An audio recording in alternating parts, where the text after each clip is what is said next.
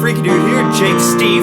Today I'm reviewing the most bodacious novel, Jurassic Park, by Michael Crichton. The book was spawned one of the greatest movies of all time. After seeing Jurassic World, which was amazing by the way, I finally caved in and decided to read the book which started it all. If at some point in your life you were a kid, then you most likely had a burning fascination for dinosaurs. I don't know about y'all, but in me that desire has yet to wane. At heart, I still love me some dinos, and the thought of going fossil hunting or going to a natural history museum just absolutely thrills me. If that's the case, then you're in luck. Cause Jurassic Park is about a man named Hammond who loves dinosaurs and money so much that he decides to bring them back to life and create a zoo with real living dinosaurs. He brings in a few scientists, including Dr. Grant and a mathematician named Ian Malcolm, to check out his park for legal purposes. I don't know about you, but I want nothing more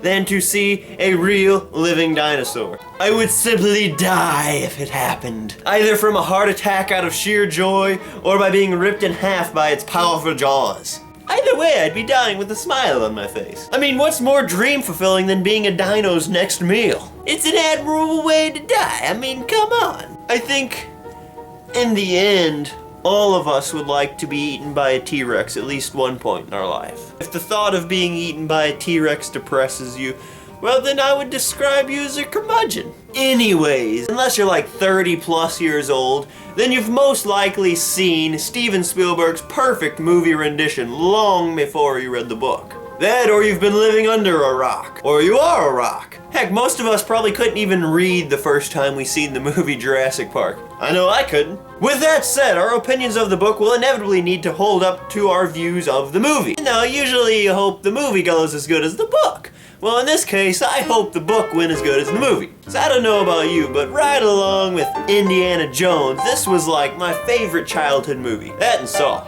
So this review will be slightly different from the others, mostly because I'm judging it off of the awesome flick which it spawned. Well, I've gotta say, you're in for a treat with this one. This book goes along surprisingly well with the movie. There are some deviations, but they have to be expected, of course. No major plot changes. Just some minor details here and there, nothing too big. In fact, it also seems to incorporate scenes which were not from the first movie, but also in the second and third movie. But the story itself is specifically first movie. And the characters, oh my god, the characters, they're like spitting images of their movie counterparts. Whoever cast Jurassic Park did a phenomenal job, really. Especially with Arnold. The moment we hear Arnold's first line, which is along the lines of something like, "What in goddamn hell is wrong with the system?" I mean, the moment I read this, Samuel Jackson is immediately the person who comes to mind. Perfect Arnold. And of course, that's who his actor counterpart is, Samuel Jackson. Nobody else could have said it better. And then, Nedry. We won't go there. We won't go to Nedry.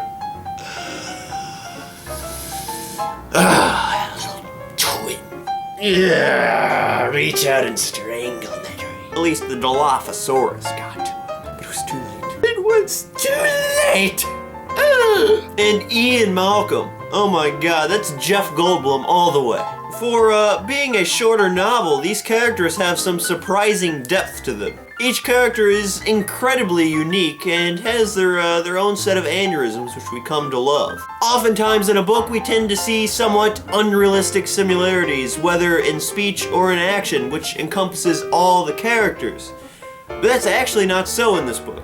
Crichton did an incredible job at separating his characters, making sure they each played their part, and making sure that there was very little overlap between their personalities. In other words, you could probably take names entirely out of this book and still be able to tell who's talking or doing something, which is fantastic, and it makes you surprisingly attached.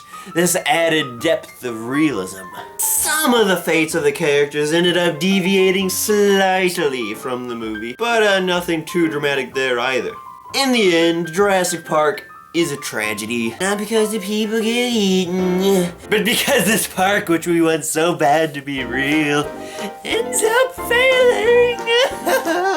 But even so, in the end, we are still very happy because dinosaurs have nonetheless been resurrected from the dead. And however much chaos Malcolm wants to spit out of his mouth, there is still room for improvement in the future. And speaking of the future, the visions which Hammond described in the book are surprisingly accurate to the park which is created in Jurassic World. So it was very exciting to see what he wanted actually executed.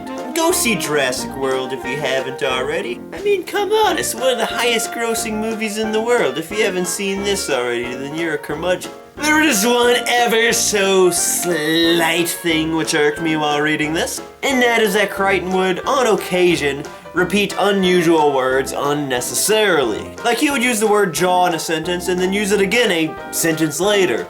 And jaw isn't a word you hear all the time, so seeing it twice in a row is just, it's weird. It disrupts the flow. A tiny thing I know, but nonetheless a pet peeve. Show it.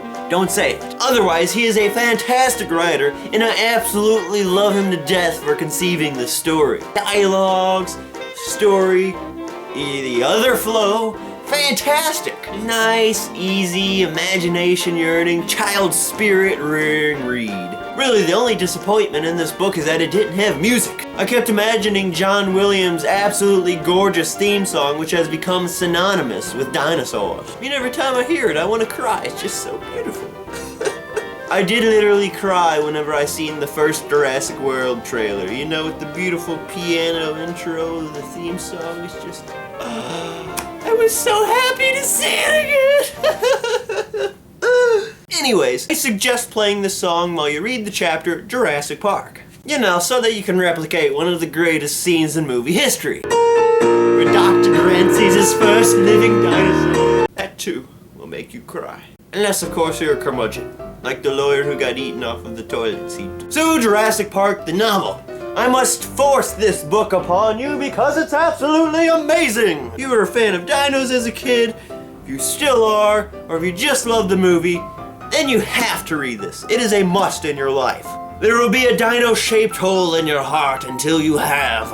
And if this book and the new movie hasn't been enough to quench your thirst for dinos, then might I suggest taking up the hobby of fossil hunting. It's surprisingly easier than you might think. I have some video tutorials right here which show you how to hop right into the hobby and begin unearthing your own creatures. So my question to you is, if you could bring one dinosaur back from the dead, what would it be, and why?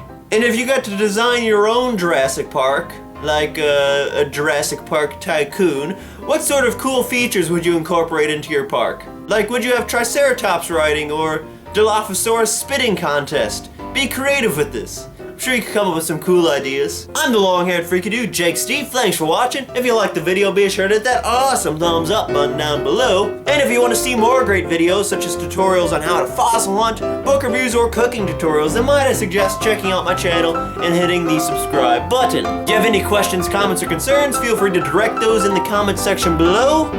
However vulgar, because down there, anything goes. Alrighty, see you on the next video. Thank you for watching. With that said, our opinions of the book will inevitably be needed to be holded up by the